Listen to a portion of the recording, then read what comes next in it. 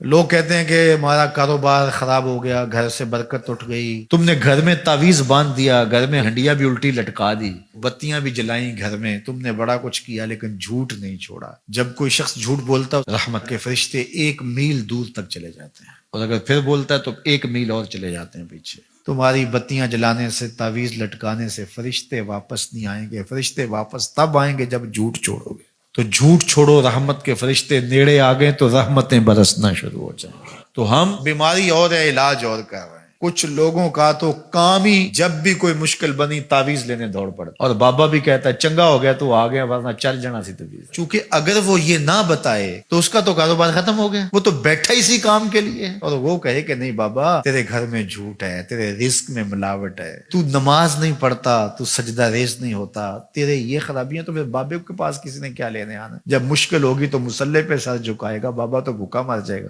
اس لیے بابا کہتا چنگا ہو گیا تم ویلے سر آ گئے، نہیں تو یہ چل جانے تھے، تبھی تو کچھ رہنا ہی نہیں تھا۔ پھر مریض بن جائے، ہر اتوار کو بابے کے در پہ حاضری دینی پڑتی ہے۔ چھوڑو بابوں کو، اللہ کی چوکھٹ پہ آ جاؤ۔ 5 گانا نماز شعار زندگی بنا لو، دیکھنا گھر میں برکتیں اتریں گی۔ جھوٹ نہ بولو، فرشتے رحمت کے نیڑے آ جائیں گے۔